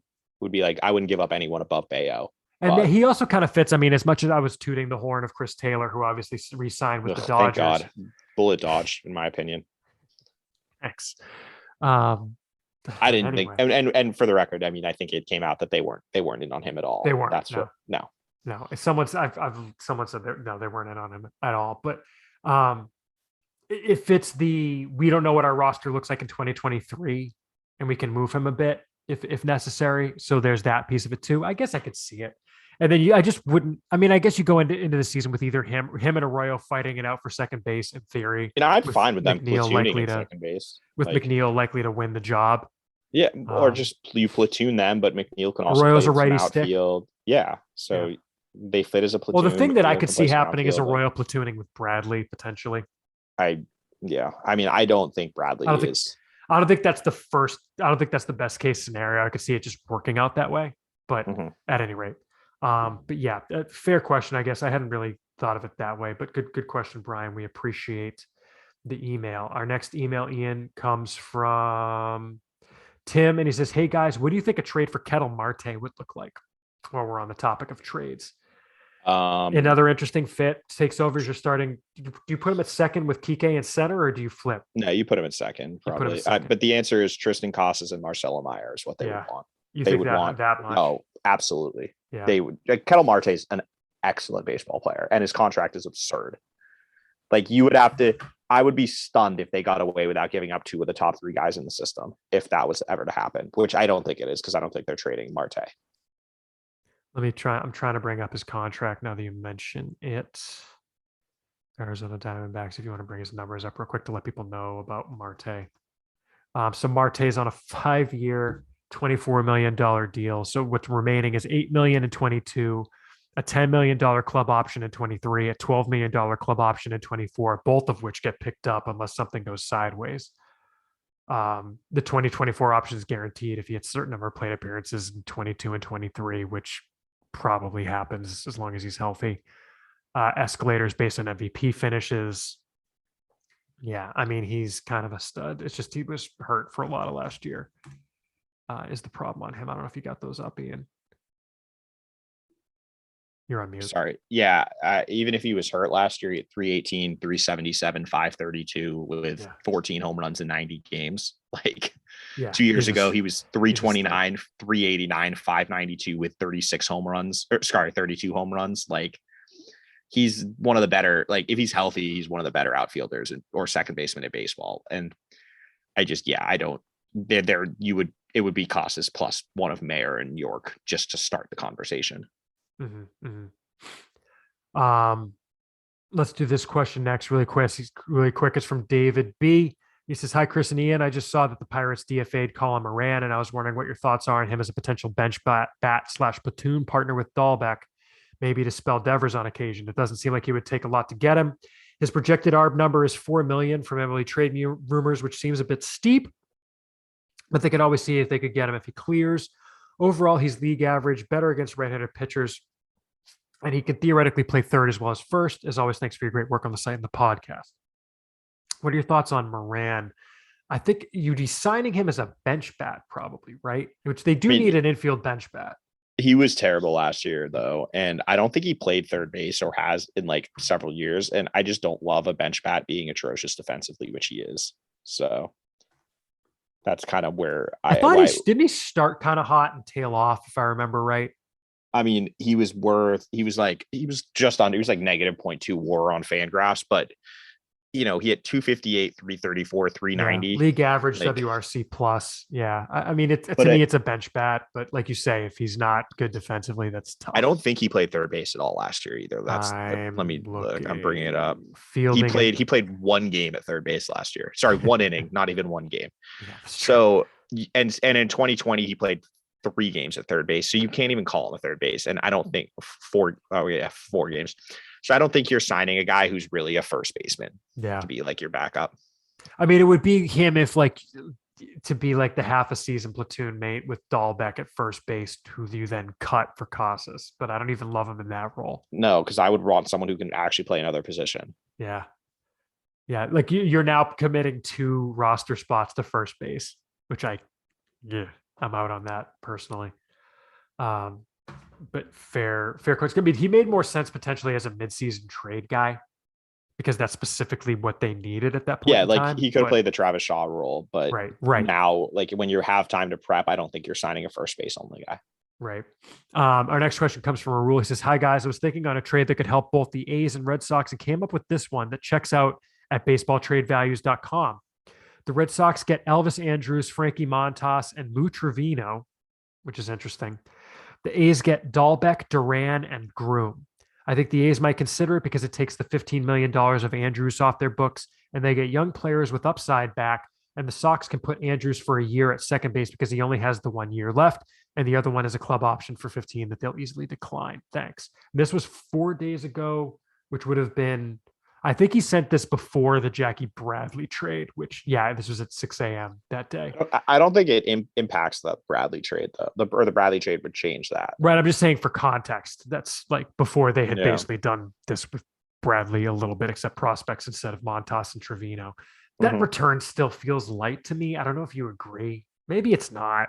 I mean, it depends how much Oakland wants to cut salary because Montas is excellent. Like, Montas and how much they like Dahlbeck and Duran and Groom. Montas would be like getting a 2 back. So that's that's the thing is how much of a negative is Andrus, I guess, because Montas is probably him and Olsen are their best 2 trade chips. So I would assume they would want more than like Groom. And the thing is, we don't know.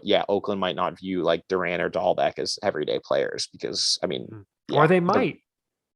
So I think it's a little light, but I mean, I think that those guys by Oakland are going to get traded. It's just a question of, what are they looking for? Put it this way. I look at that trade and I say, heck yeah. Oh, for the Red Sox, sure. I would do it. Yeah. And that makes me think that it's not likely. Well, the thing is, but it depends on what Oakland wants. Are they trying to cut salary or are they trying to acquire the best possible players? And that's what is not clear, I don't think yet. Well, and I mean, it just feels like someone else could beat that. Oh yeah, definitely. Like that's the thing. That's where I come from is like, is that really their best trade? I don't know. Anyway. And then our next email, which I think is, our last email from the day. And again, if you sent an email and we didn't get to it today, it's because we're pushing it off to give it more time in a later episode. This comes from Theo, not Epstein. And he says, hi, Chris and Ian. I was wondering what you guys have heard about Frielli Encarnacion. I know it's hard to project talent at such a young age, but I just wanted to hear your thoughts. Thank you, Theo. Encarnacion is one of 2 international free agents that have been linked with the Red Sox for the signing period that's going to start on January the 15th. The 2 kind of top 40-ish players are Fremi de Leon and Frielli Encarnacion. They're both Dominican shortstops. De Leon, both of them have been projected, I guess, to get about $1 million. For context, De Leon is like a top flight defensive shortstop type. Encarnacion is more of this offensive minded shortstop type. Honestly, at this point, we don't say a ton about IFAs before they sign because frankly, we're just re-reporting Ben Badler and Jesse Sanchez is what it is. And so I would definitely recommend check out Ben Badler's work at Baseball America. Check out the stuff that is on MLB.com/pipeline that is usually from Jesse Sanchez and stuff. I mean, Jim and Jonathan and them do chip in on that as well, of course, with what they hear. But until guys sign, we really don't get a lot on them. So we haven't heard anything that's not out there from all other people is really the response on that. But look, I mean, guys get in the system. Like we always say, there's the big bonus guys, which is great. But those aren't always necessarily the guy. I mean, this past year, the top 2 bonus guys in Miguel Blaze and Anderson Lira are the 2 that really seem like the head of that class. But then you look at the prior class and it's like Luis Perales, who was a low bonus guy, is at or near the top of that class. So, it's just kind of tough to project at this point, but fair question. Keep it on your radar. Again, it looks like the international signing period is going to go off on January 15th, regardless of the lockout situation. So that will still move forward going forward. So thank you for the question. Not putting it off, but yeah, we'll keep an eye on it and we'll be back at y'all soon. So again, like folks like Josh, Adam, Harrison, Gabriel, we've got your questions in the queue. We'll hit them maybe on the next episode, but definitely at some point this offseason. They're really good questions. We're going to hit them up, give them a little bit more time. Ian, anything else before we cut them loose? All right. Well, thank you all for listening. As always, we want to thank you for downloading. We want to thank you for rating and reviewing Apple Podcasts or Spotify or wherever you listen. And of course, all of our supporters on Patreon. And as always, we want to shout out our $5 level supporters. That's Kyle C., Tyler Woodrow, Jeff Trainer, David Nardone, Tim Harding, Bill Stanton, Deb Kendall, Evan Kirkwood, Hurricanes One, James, Chris Fox, James O'Hara, Nathan Kenyon, Andrew Wall, and David B., Ben Burnett, Al Mendel, Kevin Catrides, Ben NRI, Paul Denyer, Lendl Martin, Cassandra Bukta, James B. McMahon, Stephen Gregory, James Bailey, Andreas Gullstrand, Corey Perrick, Forrest Perkins, Mark Herman, Aaron Meta, Jeff Harwood, Jimmy Mountain, Brian Cowan, Dusty G., Pavel, Jordan Shabbat, Jeffrey Scruggs, Nicholas Staropoli, Bob Introne, Mike Kawano, Chris Bollier, Curtis Waltman, Michael Stewart, Keith Fox, Caleb Farron, John Kane, Andrew K., Tim Ware, and Michael Murphy. Thank you all for listening. You can follow us on Twitter. The site is @SoxProspects. Follow Ian at Ian Cundall. That's IANCUNDALL. Follow me at SP Chris Hatfield. And of course, we're on Instagram as well at Sox Prospects. We have job postings. I'm going to edit the beginning of this and throw in, I mentioned this at the beginning. We have job postings up at the website. I'm going to, like I said, I'm going to insert at the beginning of the website where those are because I don't have it handy, unfortunately. We're getting apps for staff writers, for web editors. If you do graphic design, we're interested. Please reach out to us. Thank you all for listening. We'll be back in your eardrums soon. We'll certainly be back this month, probably mid-month. Thanks for listening, everybody. We'll be back in your eardrums soon.